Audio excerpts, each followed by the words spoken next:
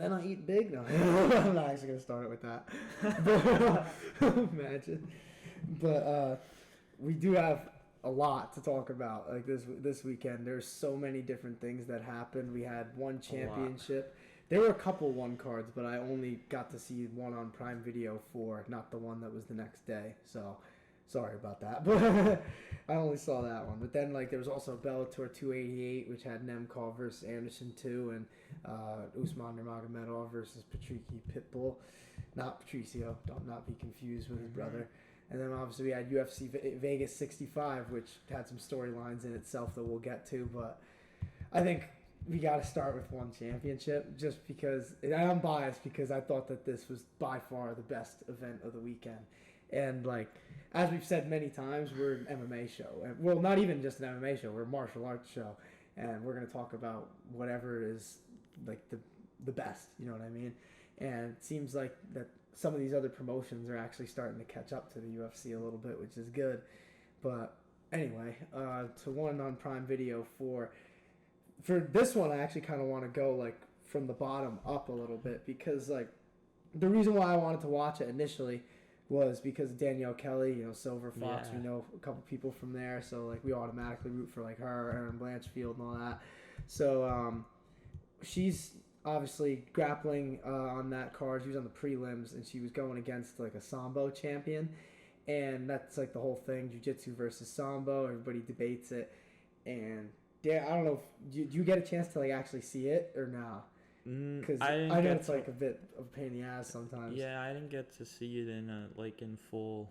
You know what I mean? I feel it. Yeah, so I can't really, like, break much down from, like, a technical standpoint, but, you know, it's still definitely worth, like, talking about, like, you know, in terms of, like, you know, where one as a promotion can, like, just build on, like, how, like, amazing of a card that this was. I would like to give them some credit because they fixed something that I've talked about on this podcast so many times, is the fact that they bury their card in between all these reels and highlights, and they finally have taken advantage of the pinned post feature on Instagram. They put them on the top now. Now they're there because I don't have to fucking scroll through 30 different posts to find who's fighting and when.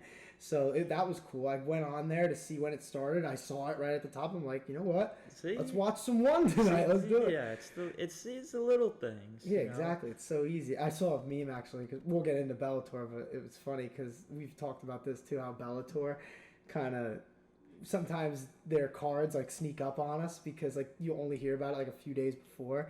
And I saw there's a meme that said, Scott Coker explains how Bellator 288 was successful despite keeping it a secret until a week before. It's like, that's so good because that's the exact truth of how it is. And, like, that's how I felt too because, like, I was ready for, like, we talked about it, like, a tiny bit at the end of the last show, but, like, before that, like, I hadn't seen anything about it. So, and then I'm trying to keep up with it more though because Bellator 289 is pretty good too. That's with, like, Ruffian Stotts. I definitely said that wrong, by the way. And Danny Sabatello for I think it's the bantamweight title or interim title, one of the two. I don't even know. Bellator is a bit confusing sometimes because of how they promote. But back to one. I originally, like I said, I was watching it for Danielle Kelly, and dude, she, like, just put on a clinic against this girl. Like, any debate, at least in that matchup between Sambo and Jiu-Jitsu, was shut up real quick. They said during the fight, probably, like, right about when it started, I shouldn't say fight, it was, well, it's technically a fight, but it's a grappling match for people, like, who don't know about one championship. They have MMA, kickboxing, Muay Thai, and then just straight grappling matches, and that's what this is. And Danielle just, like, immediately was able to, like, really control. Let me look up the girl's name who she fought, but she was able to easily control her opponent. I don't know if I'm ever going to be able to say that name. Where's she from? Russia, but Sambo, dude, you should have, come on. Yeah, you're right. Versus, I want to say Maria or Mariah Molchanova. That's what I'm going to go with. I'm just going to say Molchanova. So she was, like, easily able to, like, really control her in the guard, but then the way she, like, used her legs to like scram. It wasn't even a scramble. It was weird. Like she was in her guard, and then Danielle Kelly. I guess like her legs were just long enough that she was able to just kind of take the back. Like, I'm not well enough versed in jiu-jitsu to like really break it down like that. We definitely know a couple people who could. Maybe we'll do that at some point. Have one of them on, but it was just crazy how easily like she took the back from that position. And then right when she had her there, and like she flattened her out almost immediately, and I was like, "Oh, this is over." Like, there's no way. She was going for so many submissions right away, and it seemed like Molchanova's strategy was more to try and control her and have like a dominant type game, and like maybe top control, and then eventually maybe get like an arm triangle or something like that, maybe an arm bar. But Danielle just looked outstanding, and it's cool how she's like a rising star in one now, because like I remember when she was like on these cards in UFC Fight Pass, just pretty much like on the, I wouldn't call it like the regional scene, but one championship on, now it's on Prime Video. That's obviously a huge platform for her, and that's awesome too, because like she's good for the sport. She's awesome, and I think she's good for jiu-jitsu too, which is why I was glad that she got a nice win. Always want to rep the Silver Fox people, but there were like 3 other fights that I wanted to mention on this one. There was one, Cosmo Alexandre. He fought. Do you remember when he fought Sage Northcutt? And it was the one where Sage Northcutt broke like every bone in his face. Do you remember that? It was like a couple of years ago at this point, I think. Might even be longer. I heard about that Sage Northcutt injury, but I didn't know who he was fighting. Yeah, so that's Cosmo Alexandre was the guy that he fought in that MMA bout. But this was a Muay Thai fight, and it was the final fight of Cosmo's career. But man, like we talk about the UFC, how guys usually go out just knocked out usually.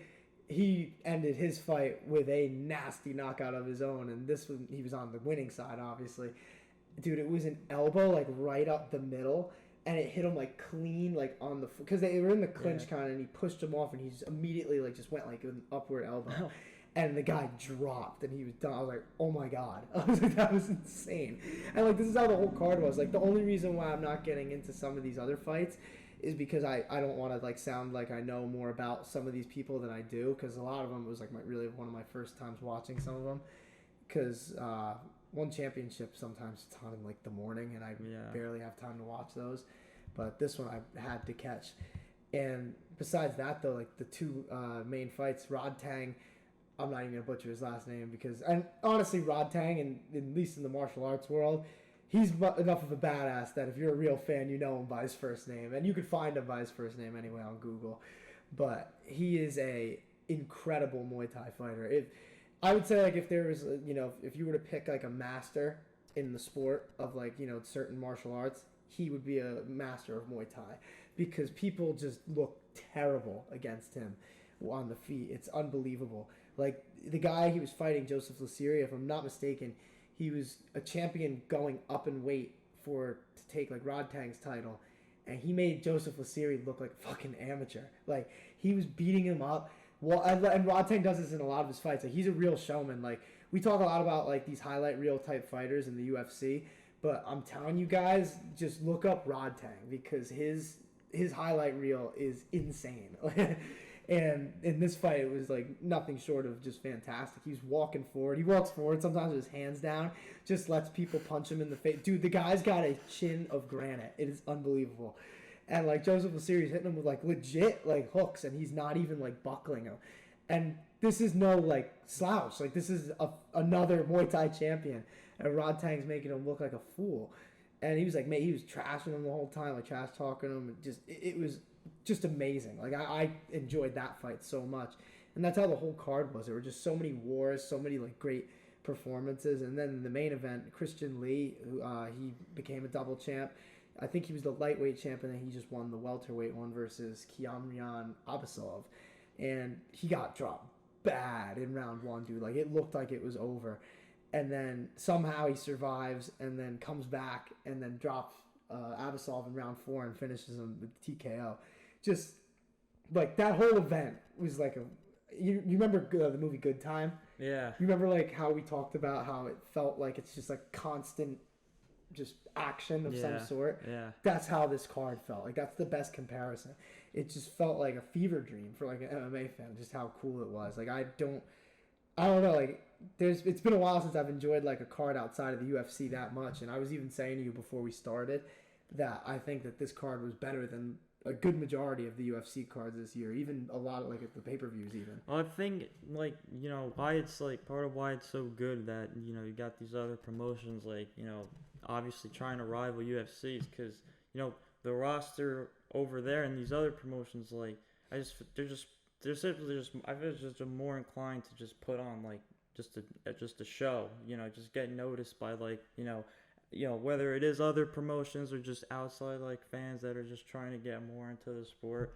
Whereas like in the UFC, like you're already there, like you want to stick around. So like well, I should say this though. A lot of people like in one championship, they talk about their president Yad Chatri, and he's awesome. Like apparently, like everybody loves him. Everybody who's ever dealt with him says that he's the best. Like he respects the martial arts completely, and I think that shows in the way that their promotion is formatted. Like in the sense that we get all these like different martial arts in one promotion. Like the UFC does. I mean, they have like grappling and stuff like on Fight Pass, but you'll never see like a UFC card where there's like a grappling match and then a Muay Thai fight. That's something you're only going to get in one. And one, even though it's not as big in America, like I'm pretty sure like worldwide, one is actually bigger than the UFC. Like I'm going to see if I could find something about it, but like I'm pretty sure because one is pretty much what the UFC is here is how one is in Asia. And Asia is obviously a lot bigger than just the United States. So people like in America sleep on one championship, but they really are like fantastic. I'm trying to like. This is kind of crazy. According to Nielsen, one ranks among the world's top 5 biggest sports media properties for viewership and engagement. Top 5 in the world. So that's everything. So that's kind of like that's some stat right there. I mean, I don't know like what else is considered a world like media type of thing. I'm sure it's something crazy, but like either way, I just thought that like we had to like just mention this at least like a little bit because I was watching and I was like literally in awe of what I was watching. Like I'm a fan of Christian Lee for life. Rodtang, I was already a huge fan, and now like after that, I'm even bigger fan. So great card by one championship, and if you guys didn't really get to see much of that, there's a lot of it on YouTube. They do a good job at posting clips on social media too, so definitely check them out. But I guess we could move on to Bellator because they had a great card too. But I mainly want to talk about the main event and the co-main event because they were like the most important, and those are the ones that we were kind of looking forward to the most anyway. So you start with like the co-main with Usman Nurmagomedov versus Patricky Pitbull. Now, I thought that Usman was gonna whoop him, but I didn't think it was gonna be like that. Like I thought, if anything, it would just be like, I don't know. I just thought it'd be a lot closer. Like Patricky's not his brother, but he's definitely like a really good fighter, which is like obviously why he was champion. But Usman, man, he's 16-0 now, and he just beat the shit out of him like the whole fight. Like, did you catch any of Bellator either or not? Because I know the Friday cards are harder to like get to. I was able to see a little more of Bellator. That's good. Than one. Did you see the Usman? I think I saw more Bellator than UFC this week, honestly. That's good. Yeah. That's good though. I mean, dude, we'll talk about the UFC card. Obviously, it was all right, but in Bellator though, like it's crazy because Usman Nurmagomedov, like I said, I thought he was gonna win, but just the way that he did it, pillar to post, just beat down, and now he's the champ. And like, it's funny too. Like I always love seeing the memes that like he's the ultimate fighter because he has Usman as his first name and then Nurmagomedov as his last name. He's just got two of the baddest motherfuckers into one. But obviously he trains with Khabib and all those guys, and that team has just been doing insane. Yeah. Honestly, I saw like something on. I'm gonna see if I can find this on ESPN. It was funny. They actually butchered the stat because they counted said Nurmagomedov, who is not related to them in any way, and they put like an inflated record, but then they took him off and did better research because he's not on the team. So Team Khabib, the fight record according to ESPN MMA, is 142-11-3. Now Khabib 29-0, Islam Makhachev 23-1, Islam Mamedov 22-2-1. Where's Usman on here? Usman Nurmagomedov is 16-0, and then Umar Nurmagomedov, who's a bantamweight who we've talked about a few times, He's 15-0. So like, these dudes are coming, man. Like, it's pretty scary, like how they're just every sport right now. Like, they have the lightweight champion in Bellator and the UFC. Isn't that crazy? Like, that's got them everywhere. It's wild. And like, they're coming in all the other promotions too. I'm pretty sure there's a couple in one. There's obviously Eagle FC, the one that Khabib runs himself. It's just, these dudes are scary. Let's just leave it at that. But I'm definitely excited to see Usman Nurmagomedov's next fight and whoever it might be against. I think we'll see a heavyweight of one of these guys. I don't want to. That's gonna be a scary thing to think about. Honestly, I don't know, because like all these guys are like. Especially like in a heavyweight that can move as like almost as agile as everyone else, and then honestly not even that. Just like. I imagine, like, I'm thinking of Islam here right now. Like, imagine a heavyweight with Islam's level of, like, trip takedowns and stuff up against the cage and, like, chain wrestling. Yeah. That'd be scary. That's a problem. Then that's not something well, it is something I'm trying to see. But I'm saying I'm not trying to see that myself. Like, I would want no smoke. Not that I want smoke with any of these guys either. But definitely not a heavyweight version, because... I mean, you saw Conor against Khabib, dude. Like, there's some pictures in that fight where Conor looks like he's actually being tortured. So, I guess with that, we'll get to another Russian assassin in Vadim Nemkov. And he just, another pretty, like, outstanding performance. He beat up Corey Anderson pretty bad. And it was like, I mean, Corey got, like, a couple rounds. I mean, there was 49-46s on two of the scorecards and then one 48-47. So, I don't know. I guess you said you watched more of Bellator, so I'm assuming you got to watch this fight. Oh, yeah. What are your thoughts here, I guess? I'm more just like, now it's like, all right, you got Romero's next opponent set. That's true. That's part of what I was so, like, intrigued about. It's like, it's been, because Romero's last fight really wasn't that long ago now, was it? Let me look it up, but no, I think it was fairly recently. It's crazy how he's like 45 years old and he's still legit like hurting people. Like, let's see. He just seems to like adapt, I think. His style's just because he doesn't really, he's not like the type of guy who's gonna like blow his gas tank really anymore. Like, you see it, he sits and he waits and then he strikes, or sometimes he even uses his wrestling nowadays, which is good. And his last fight, to answer your question, was in September versus Melvin Manhoef. That was what, remember, he knocked him out cold with those elbows. Oh, and then the fight before that was when he broke that guy's jaw in the final second of the round. Dude, like, when I go through Yoel Romero's like Tapology and I see like his wins and like the knockouts that he had, I just think about just how brutal every single one of them are. Like, the Derek Brunson one was fucking scary. The Tim Kennedy one was scary. That was a weird one too, because he was getting tired in that fight, and then the whole thing happened. It was, they call it like Stoolgate, because he kept sitting on his stool and like they weren't taking it away, so he got like 30 extra seconds to rest, and then he knocked Tim Kennedy the fuck out bad. Knocked out Lyoto Machida, very similar to how he knocked out Manhoef actually. But then you're getting into like his elite days when he knocked out Chris Weidman with that flying knee in the first card ever at Madison Square Garden. And it's just like, you think about not just the knockouts, but just how bad they were. Like, Chris Weidman was gushing blood. Luke Rockhold, I think of that fight. I think about when he dropped him, and then there's that one shot of like, you just see Luke Rockhold looking up, and it's just Yoel Romero's left hand. He's all the way back, and he just hits him and out. Like, he was a scary, scary individual when he was in the UFC, and he still is. Like I said, those last two knockouts were brutal too, and now he's fighting Vadim Nemkov. I guess, what are your like early thoughts going? Oh, actually, before you say that though, I do want to say this, because we were talking about this with One being on Prime Video. Bellator is actually moving from Showtime back to CBS, which is like amazing for them, because now they'll be on TV.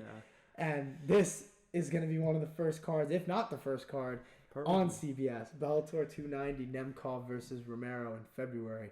So with that, now I'll ask you, what's like your early thought process on that fight? I think it's definitely a combination of styles. That's for one. So, you know, it's just all about, like, who controls it, like, who dictates the pace and all that.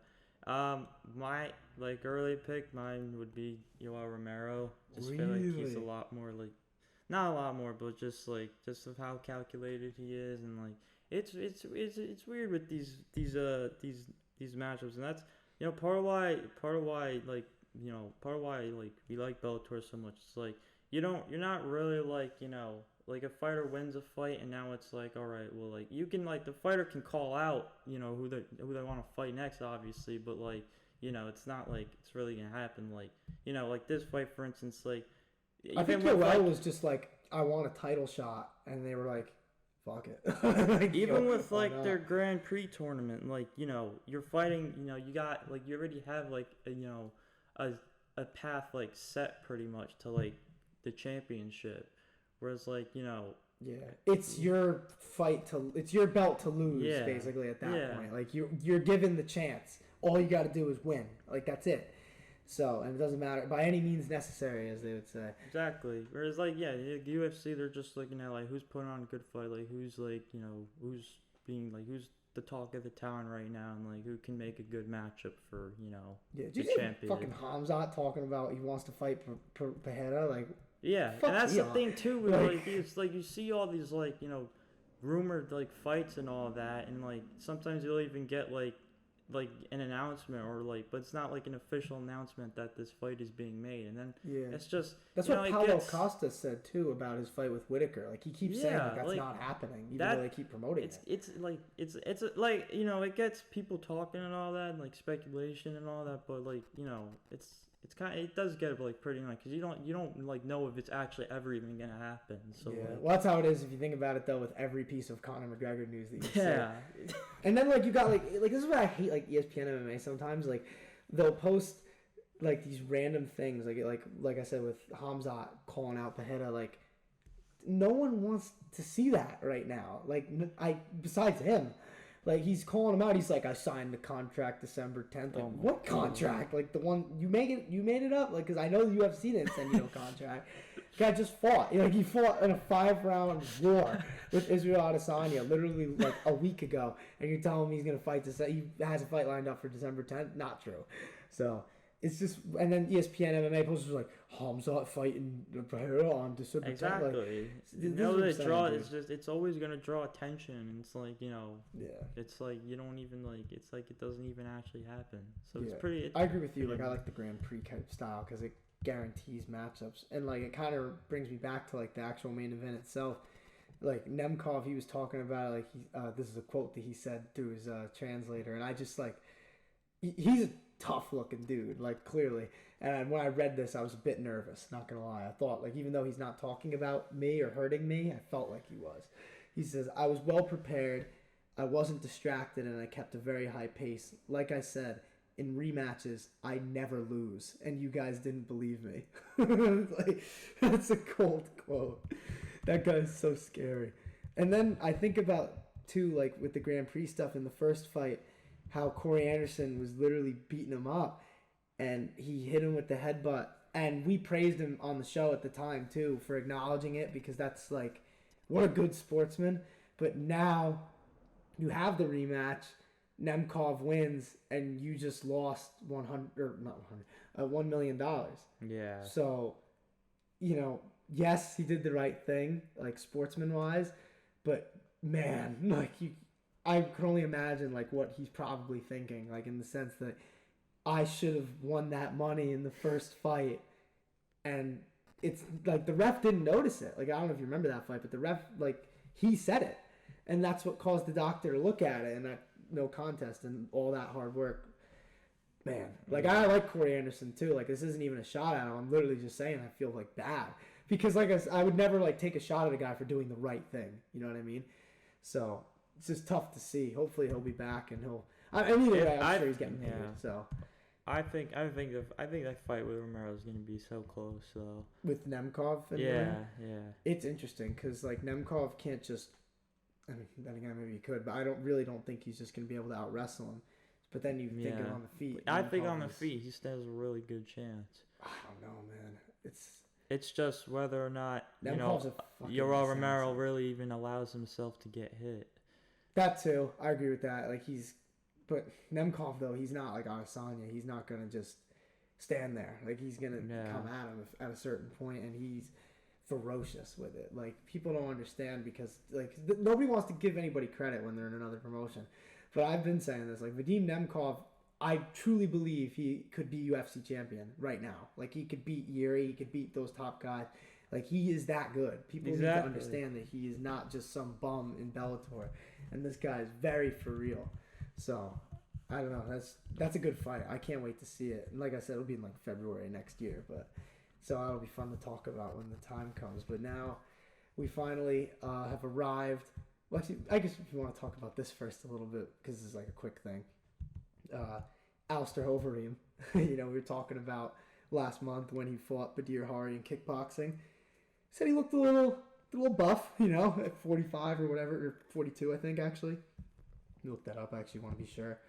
But Alistair Overeem, we were saying that he might be dabbling with the Mexican supplements. He's 42, by the way, but he tested positive for his A sample, and apparently, I'm pretty sure if I'm reading it right, it was taken after the fight, and he had a banned substance in his system. His team claims that it wasn't anything performance enhancing, but whose team is going to say, yeah, he was on steroids. But I don't know. I mean, not much has come out yet about it because it's still like, so basically the way drug testing works, there's two samples. There's an A sample and a B sample. The A sample was the one that got flagged, and then the B sample is currently being tested. And he's not going to be punished in any way, basically, until that sample comes back positive. And, obviously, Overeem has had problems with this in the past in the UFC.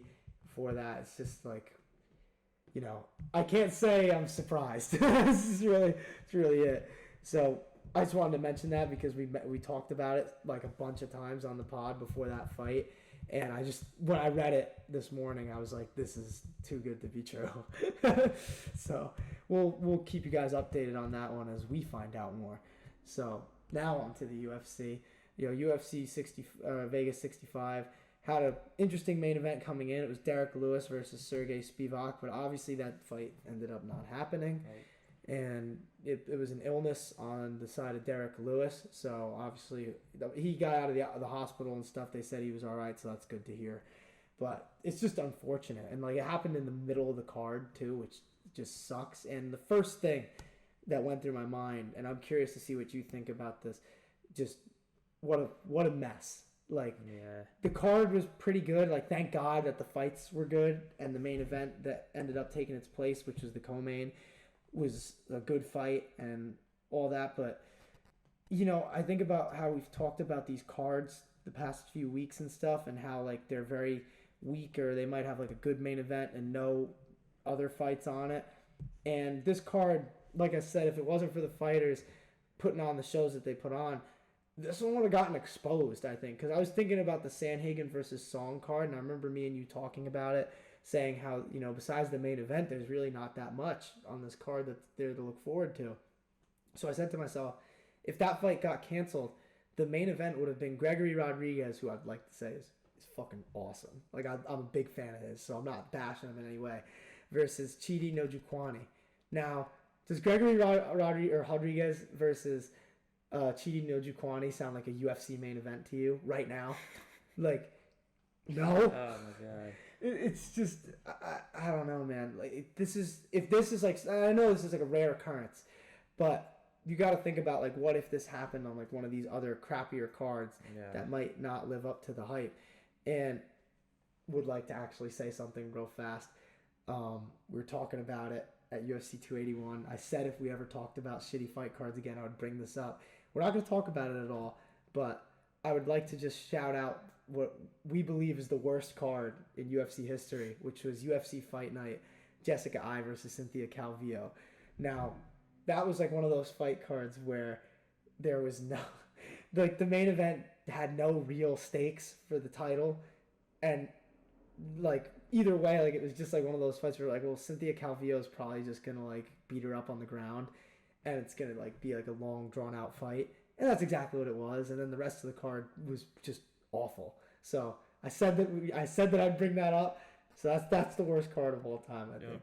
And no disrespect to anybody on it, it was just truly just hard to watch that night. But anyway, back to this card, which actually ended up doing pretty good though.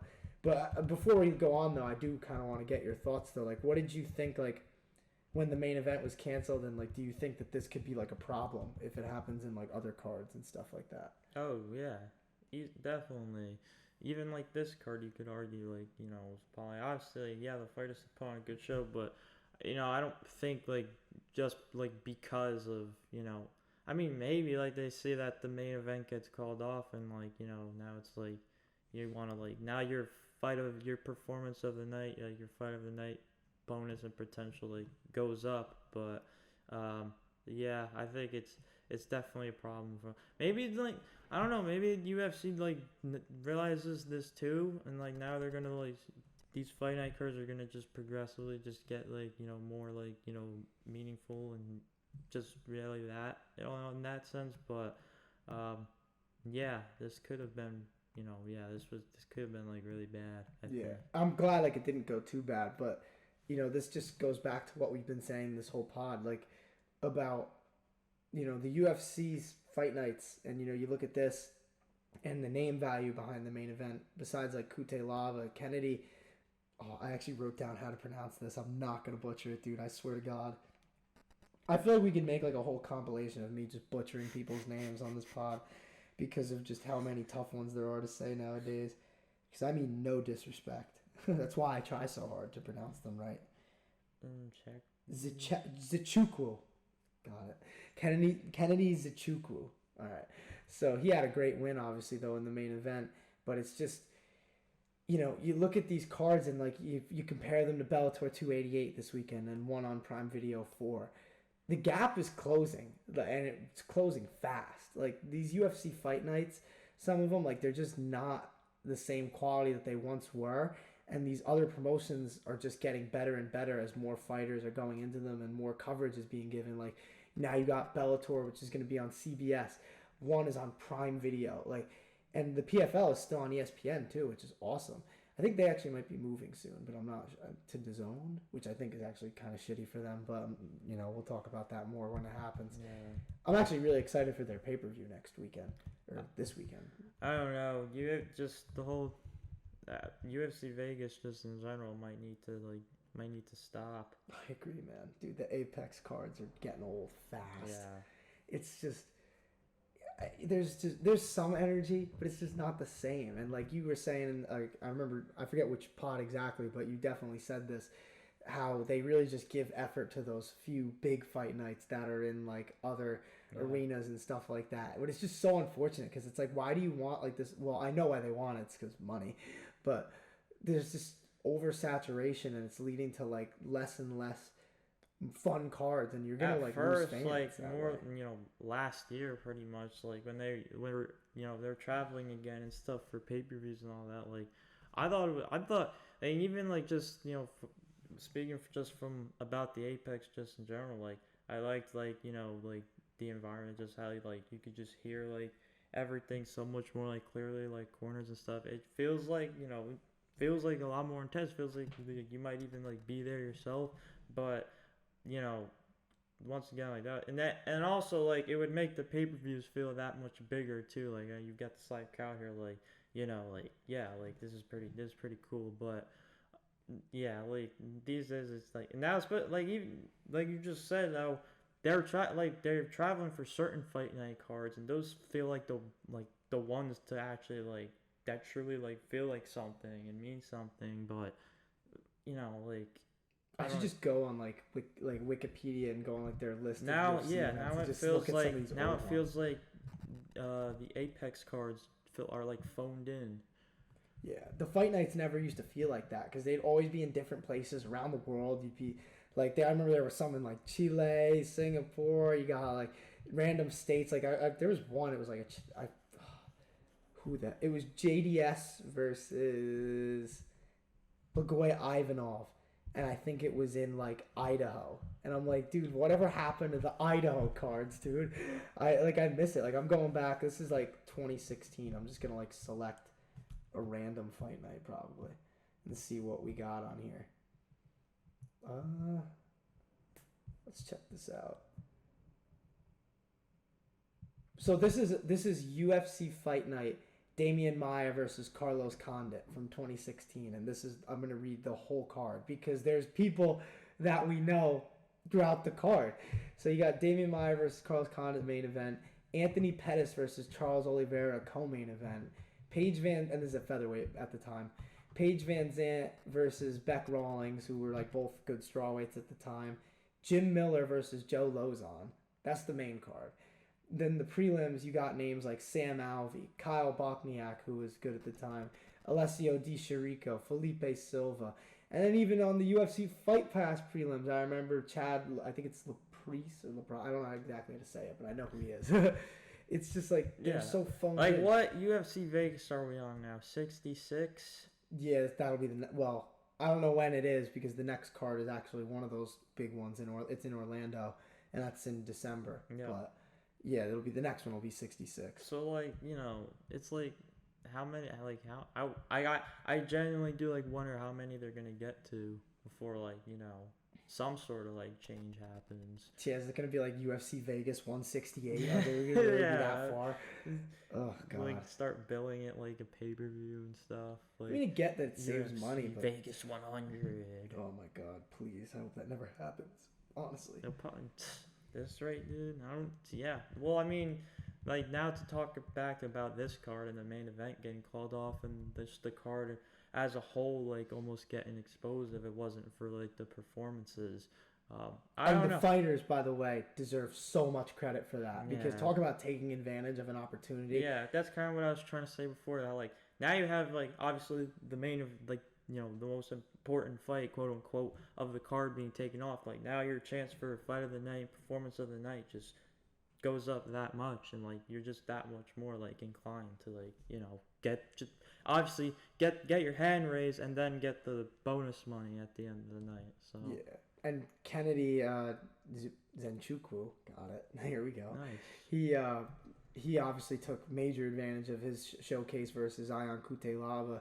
And Cutelaba, he's a tough dude, man. Like, we've given him some shit on this show for the way that he fights sometimes, but this one he actually came in with like a pretty good game plan. Went away in round 2. He honestly kind of reminds me of Michael Chandler in the sense that he'll grapple and win early, and then he just gets impatient and he just starts to go nuts, and that's what loses him fights, and that's what lost him this fight, because Kennedy came in. He dropped all the pre-fight antic stuff too, and just that's cool. I'm glad because that shit was weird. I don't know. I was never a big fan of it. I've never been like full disclosure. He's probably told by somebody to stop doing it. Jeremy Stevens like ruined Dakar Close's like year by just pushing him at the weigh-in. So I think like they're probably taking a bigger stance against it. But like in the first round, Cutelaba, he came out strong with his grappling. He was doing good, controlling him, and he won the round. But I do want to like say this, like, because I remember when Kennedy Nzechukwu was first like getting into the UFC and stuff, and his grappling was just like nothing, dude. Like he was getting taken down and held down so easily. He was just as good on feet, which is pretty like amazing. But he was just never up there long enough because people saw that was a weakness pretty early on.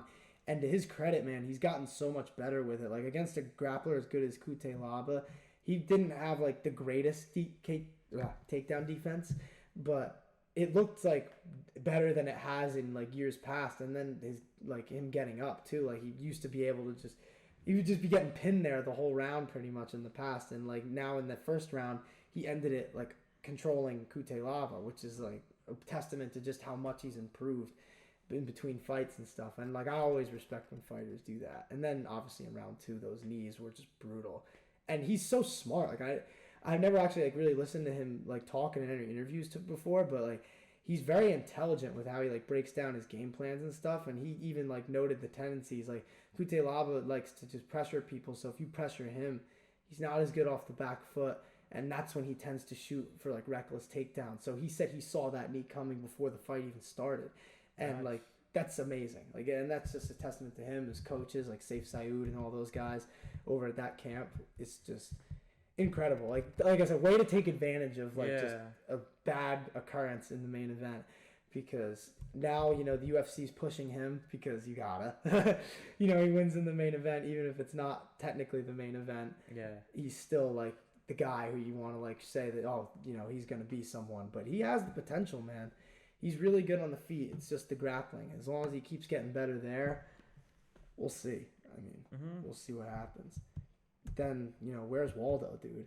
Waldo Cortes-Acosta fights for the second time in 3 weeks, gets another win, fought Chase Sherman. But my thing with this is I'm starting to see, the flaws that are, very clear in the sense that, Waldo has been getting kicked in the legs way too much his last few fights. And, against these guys that he's been fighting, it's not as bad. But when you start to get up through the heavyweight ranks, I feel like that's going to come back to bite him. Yeah. I don't know. What do you think? Oh, I agree, for sure. Because they just get that much more, snappy and just, calculated pretty much.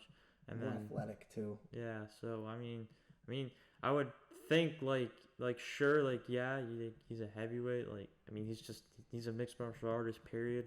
He can take a leg kick, but, that's gonna, pile up. Yeah, it's gonna pile up, and then it's just, it's not.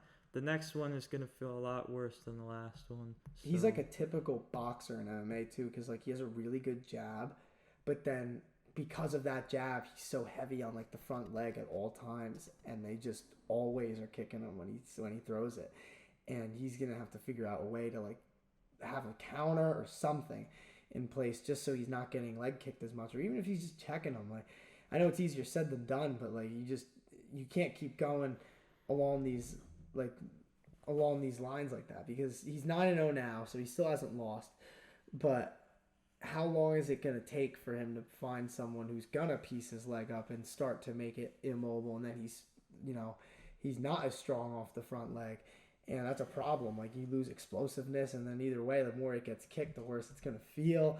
It's just, I don't know. It was a good win. Don't get me wrong. He pieced Chase Sherman up, but the leg kicks, man, that's what just always has been standing out to me lately in these past few fights, and I think that he's going to need to fix that. That's something that needs to be solved. But moving on, I guess, because I think we could probably... if he can put guys away in, the first round, then... That's the thing, though. He hasn't been, really. I think... Because his last fight was a decision, too, wasn't it? Because that was... It's fairly recent. I should remember. Yeah, it was a decision. Yeah, it was really a split decision, fight, too, I think. Yeah. But then you... I don't know, man. It's just in that weight class, you don't want to be getting kicked like that, because these dudes are they got tree trunks for legs, man. It's like getting hit with a bat. So I wouldn't want to get kicked. I wouldn't want to get kicked with a leg kick from a guy really a lightweight. Yeah. So let alone a heavyweight. So he's definitely got to solve it. But then you got another fight that was just insane by on one side of the fact that it was Muslim Salikhov. He TKO'd Andre Fialho. Is that how you say it? I think it's Fialho. And a lot of things stuck out to me in this fight. Just the fact of how good Muslim Salikhov really is. Because this was billed as a fight between two rising stars in the sport. And it did not look like that. It looked pretty one-sided to me. And just the way that the finish happened with that spinning heel kick to the body and then just the punches, just brutal, man. Absolutely brutal. But Fialho, I think, to his credit, he showed how tough he was, because he could have just wilted in round one by how that fight was going. And I was just really impressed by it. And what do you think of more? Where does Fialho go from here? Because he had a really good run, and it seems lately he's been struggling. But it's not like he's facing guys who aren't really good. You know what I mean? They might just keep putting him up against, these guys that, these newcomers that have a lot of potential, and just make a good matchup. Because Fialho right now, I think, as far as just getting back into, the rankings, it's gonna it's gonna be pretty tough. Yeah, I would have because to he's say. off another loss too to Jake Matthews. I remember that fight. I was on UFC 275. So, and then before that was when he had that like little run of 2 first-round knockouts, and then he's a good fighter, but it's just like I don't know. He's gotta if he's gonna be like hanging with the top guys. Yeah, well, that's what because I don't think the competition's really gonna get much easier. Yeah, and like they're at. And even if it does, too. then like if you beat the easy competition, then you still have to, I mean, who knows what the a few fights against lower competition might do, but as of right now, I don't see it really going that way. Yeah, I mean, we'll see. I guess where he gets booked next, but especially after I mean, if they both put on if this fight was just just a straight war, I guess if you want to say, which is what I think they thought it was going to be coming in when it wasn't. So now it's more like okay, Salikhov, they might fast track him, and then Fialho probably just keep finding just good matchups for him, and then hoping see if he pulls one out. Well, you're talking about somebody who needs to be fast-tracked. This is somebody who needs to be fast-tracked. Jack Della Maddelena, dude. Oh, yeah. I mean, we've talked about him in the past.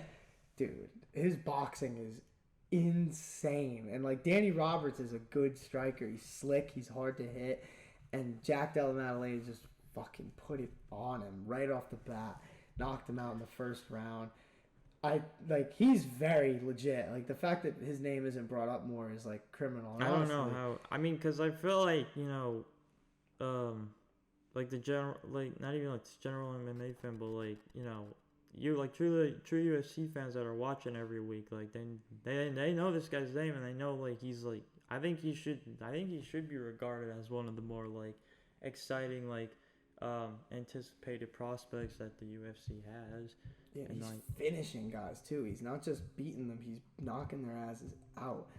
This is his first 3 fights in the UFC: first round knockout, first round knockout, first round knockout. Yeah. And they're against good guys too.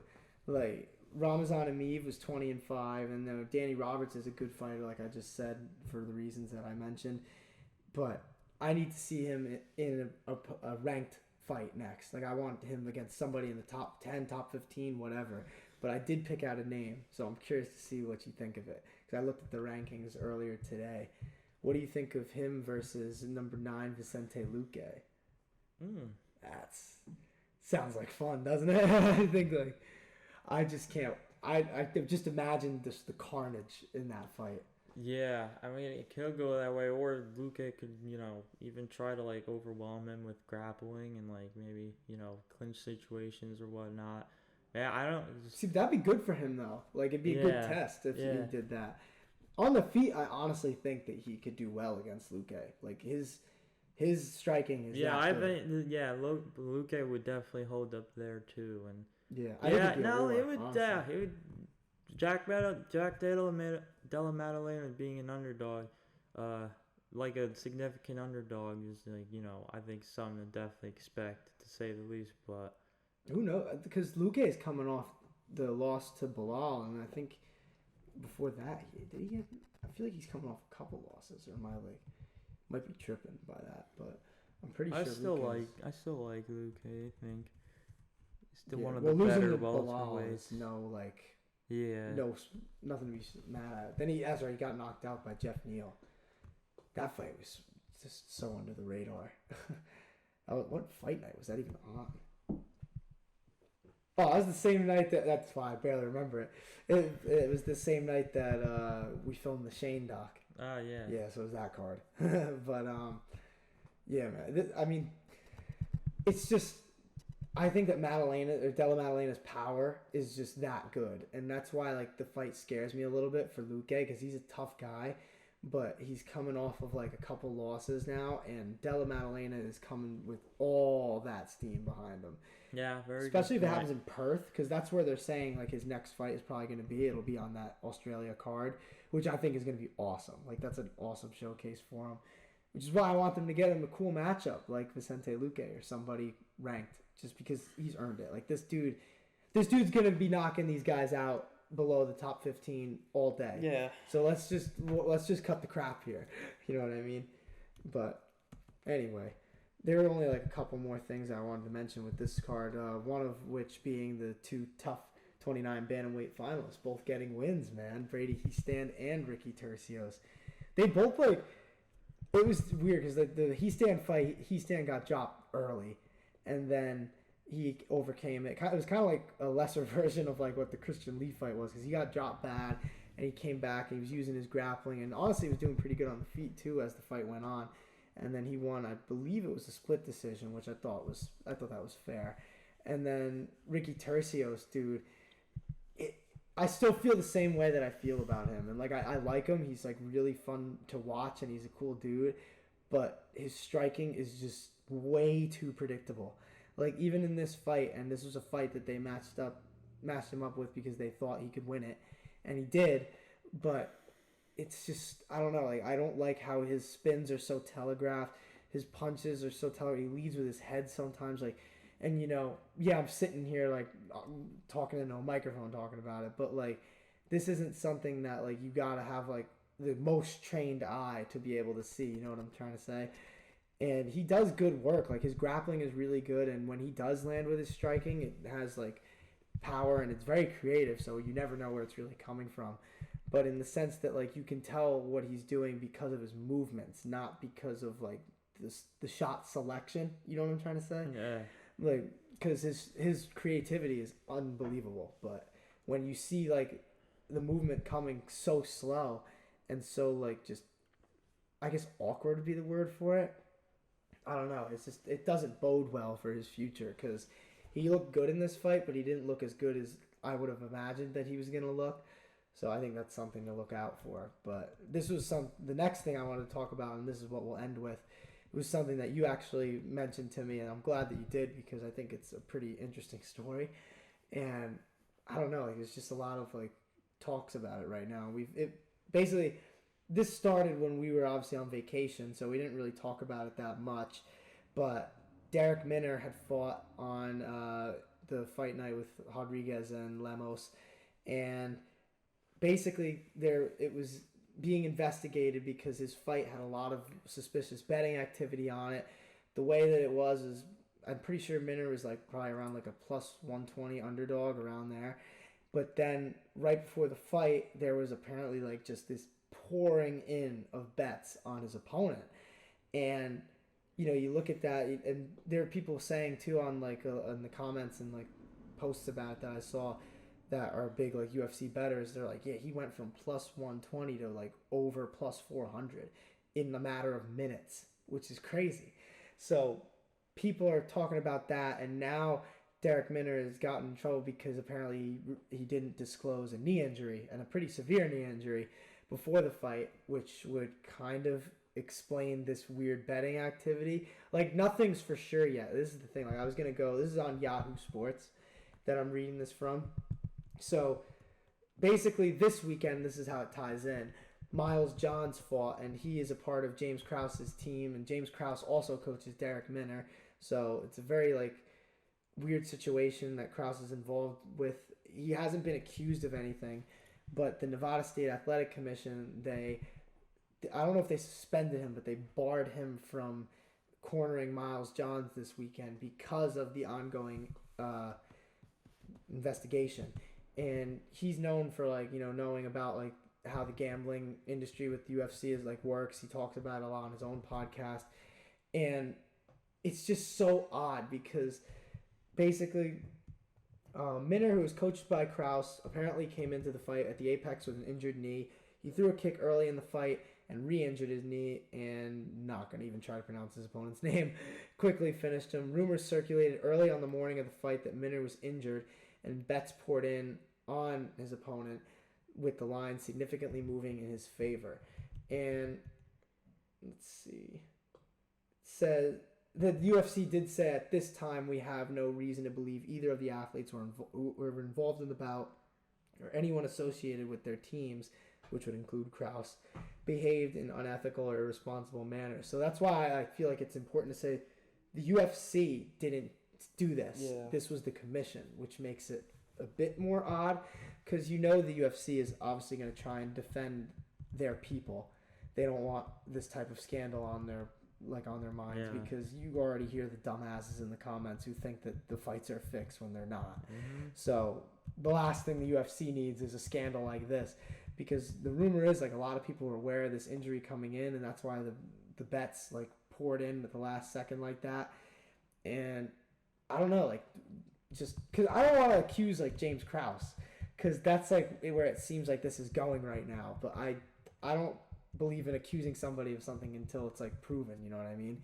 Just I don't know though. This is a really weird thing. Like, what did you think of this? Like when you read about it? Well, I mean, I was just as confused as like you are, but now like we talk about it more and like I not even like dust settled because like it's still very much up in the air, but it was just more just like James Krause like betting against his own fighters, like because he already knows something that like obviously like everyone else doesn't. So like coming into a fight with an injury is that isn't disclosed already is one thing, but then like that's where like because like you just said, like this is the last thing the UFC needs, a scandal like this, because now like because that was like when we were talking about it at first when we found I was like whoa, like just got all these like how does the line just move like from that, because I don't think we like knew that Derek Minner was like injured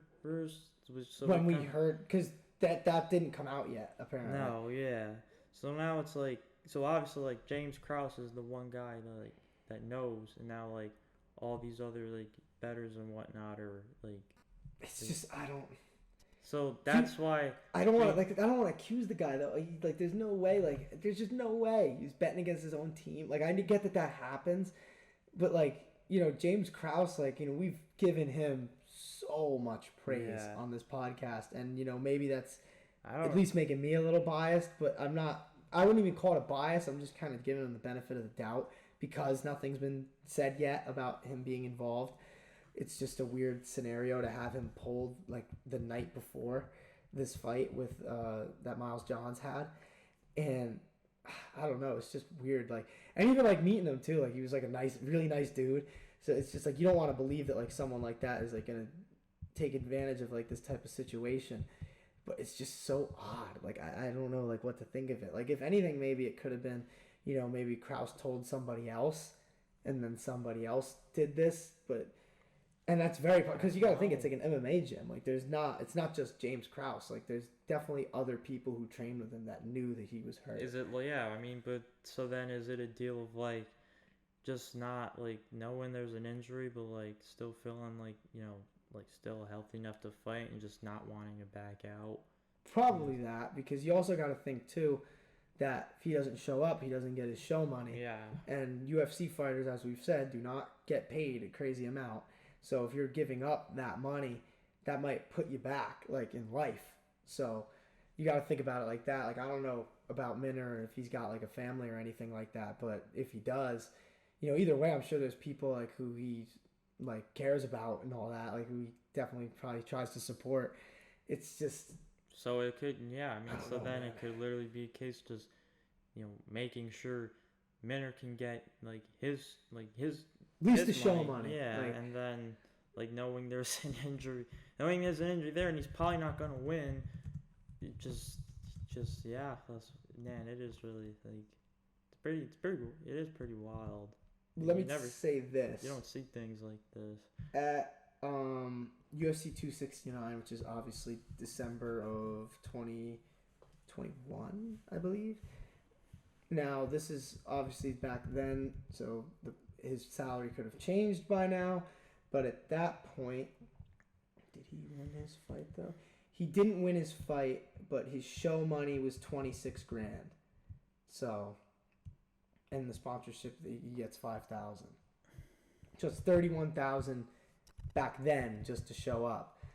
So if you're only fighting twice a year, that's $60,000 pretty much. And probably less than that when you're counting that he has to pay his coaches, probably his management, all that. Yeah. So I wouldn't blame Krause for trying to get him to the fight if that's what he wanted and he thought that he could power through it. But with all this betting stuff now, it's just really, really weird, right? So I guess with that, there's not really much else to say because we really talked about everything with it. But I guess if more things come up with it, we'll just kind of talk about it then. Definitely. So I just thought it was bizarre, and I'm glad that you brought it up because it was definitely worth talking about. But that looks like it's about it, honestly, because there wasn't really much else that happened this weekend. I thought, we definitely had a nice one today because we had all the promotions, and they all pretty much lived up to their hype. There's a lot to talk about. Before we go, I just want to talk about one last thing that's coming up that we're going to talk about after it happens. It's the PFL pay-per-view that they're having. It is... When is it? This week. It's Friday, November 25th, the Hulu Theater at Madison Square Garden. Dude, we should try and go to that. If it's not sold out, that'd be kind of crazy, wouldn't it? But it's at 8 p.m. And this is Bellator's. The PFL is I'm pretty sure it's might be their first pay-per-view on ESPN. I've been trying to find the price for so long, and I can't find it. There's got to be something. Can you buy it yet? Because this will tell me. I'll just go on ESPN literally right now. This is all right. Well, I'm gonna go right through ESPN because I want to give them their fair shake. Because we talked about the PFL before and just how good that they usually are. I'm honestly gonna buy this pay-per-view probably just no matter what because I'm curious. All right, it's $60, so it's cheaper than the UFC. Honestly, a little expensive for PFL. Because the main event is Kayla Harrison versus I think Pacheco. I'm pretty sure she's beaten multiple times. So, but the rest of the fights on the card are pretty good. It has all the championship fights because this is their playoff type thing.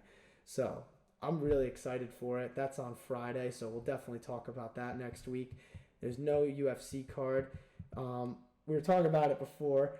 We might do another spelling bee next week, along with that. So we'll have probably a section for the PFL, and then we'll get into the spelling bee and a whole nother thing of the pod. So it'll be fun. We'll get to see the rematch. Tiz obviously beat me last time. You said I was always an English guy. That was your quote, which I thought was hilarious. Even though pretty much all those names had nothing to do with English. That's true. That's very true. So, and you spelled Adesanya's name wrong, which I thought was a bad start personally. Even though you won, that was an L that you have to hold. That was a battle. Yeah, man, and it will be in the rematch. I promise. I will hopefully do better with my Russian spelling, but I will. We'll see what happens. I guess if you guys want to leave a comment, who do you guys think is going to win the rematch, me versus Tiz? So with that, we'll see you guys next week with the spelling bee and some PFL. Yes. Hey,